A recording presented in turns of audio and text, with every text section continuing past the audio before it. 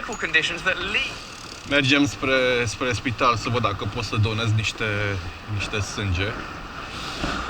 Mai așteptăm niște oameni, mai luăm niște bonuri de mâncare.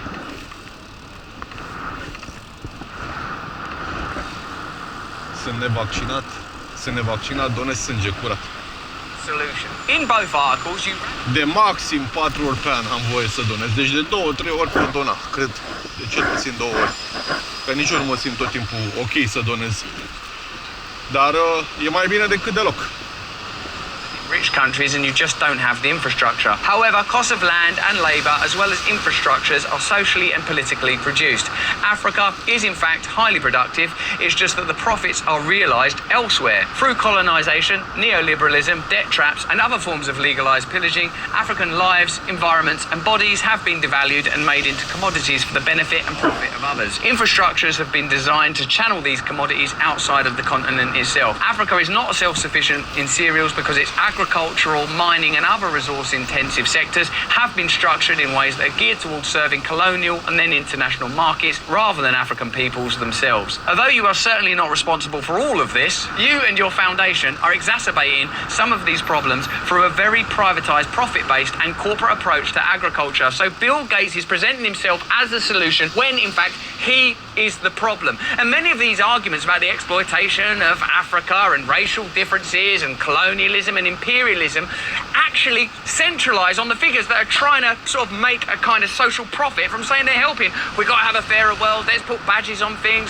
let's support stuff, let's do the right hashtags. These are the guys that are causing the problems. There is no shortage of practical solutions and innovations by African farmers and organisations. We invite you to step back and learn from those on the ground. That's a polite way of saying, fuck off, Bill. At the same time, we invite high-profile news outlets, mainstream media, to be more cautious about lending credibility to one wealthy white man's flawed assumptions, hubris and ignorance at the expense of people and communities who are living and adapting to these realities as we speak. I wonder why the mainstream media are so eager to present Bill Gates as a solution, almost as if they are somehow financially indebted to him and have commercial relationships with Bill Gates and affiliate organisations that prevent them from telling you the truth and making you realise that, wow, all the people of the world have the same problem. As Ndidi said, the Green Revolution was a miracle. There's a counter-argument for that. Amazingly, despite low land costs, low labour costs, Sub-Saharan Africa still imports billions of dollars of crops every year from all over the world. Yeah, well, there's a reason for that. And it's not because they're all idiots. There are complex historical and corporate and commercial reasons for it. And that's the reason why the war in Ukraine is now causing a hunger crisis. Yes, there's definitely no subplots there or skullduggery to look at. Look at how the whole thing is simplified. There's just one problem.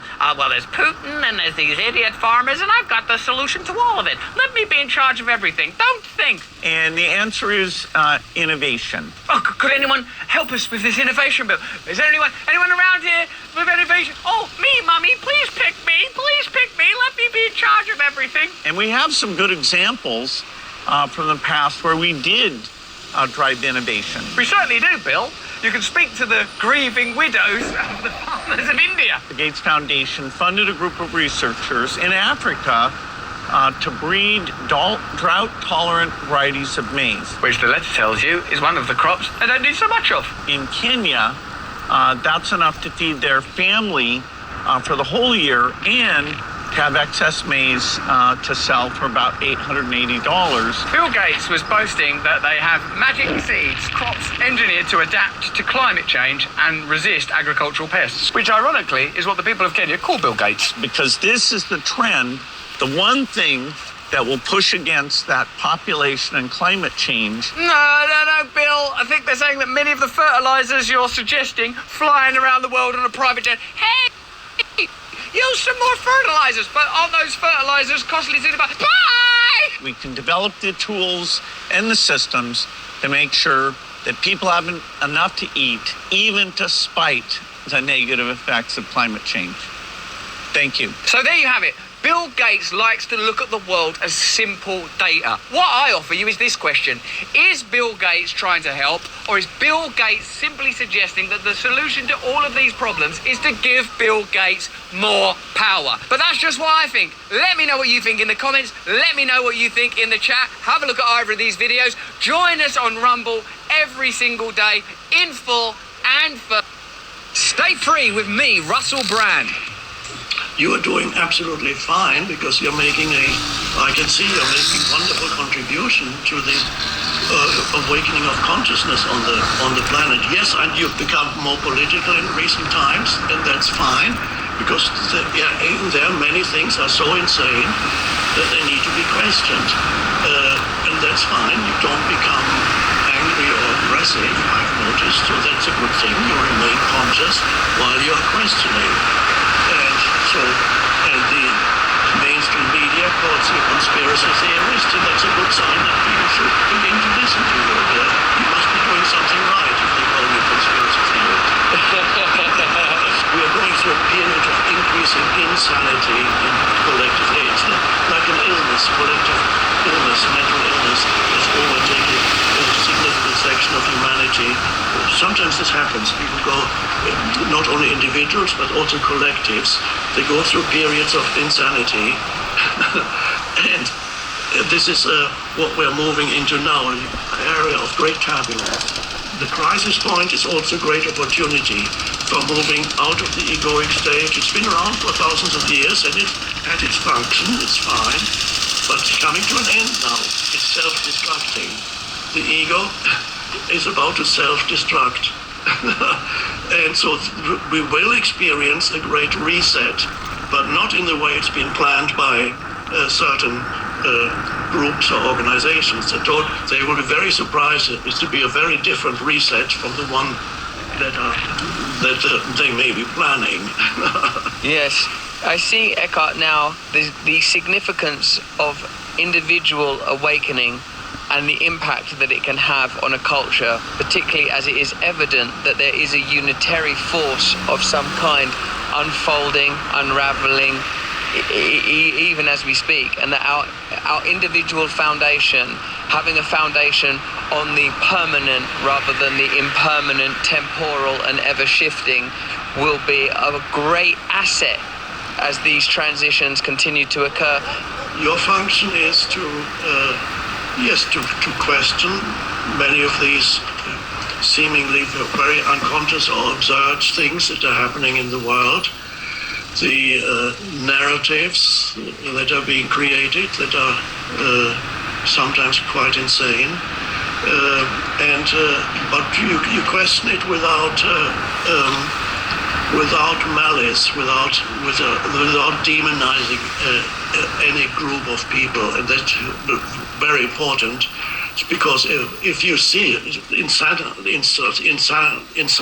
manifesting in certain humans or groups of humans, if you demonize them, then you become drawn into the same state of consciousness that they are in.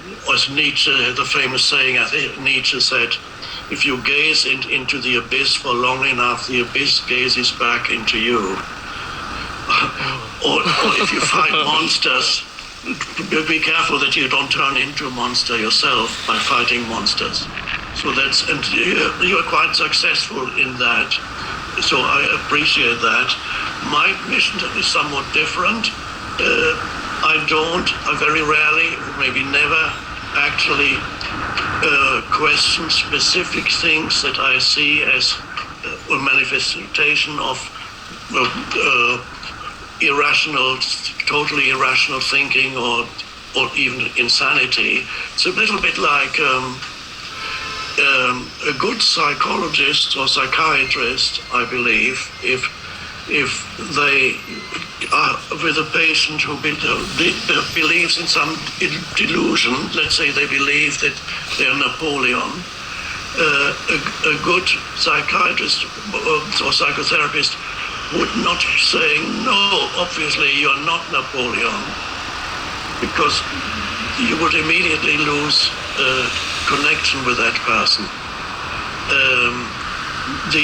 nor would he say, yes, you're right, that would be wrong too, to say, yes, you are Napoleon, of course you're Napoleon. No, that's wrong too. All a good psychotherapist would do is be in that state of openness, perhaps ask questions and listen. Don't deny their reality, because then they will no longer communicate with you. Even if a human being is completely deluded in some kind of mental, some kind of totally deluded identity, for example, I would not question their identity, because then I lose contact. There's no possibility for helping them to awaken into awareness out of that. So I would simply listen and ask questions, perhaps. Then there's a possibility that awareness may rise, so that they're no longer trapped in dysfunctional or completely irrational thought processes, mental patterns. And there's a possibility of awakening. But that's me, because I'm a midwife for the arising of awareness. And you are doing it in a more, not in such a direct way. You're addressing individual instances of madness, or we don't know whether it's madness, or there's always the eternal question. All the things that are happening in the world now, what politicians are doing, what the media are doing, the eternal question that arises: are they evil or malevolent, or are they just very stupid? There are two theories you can have. Look,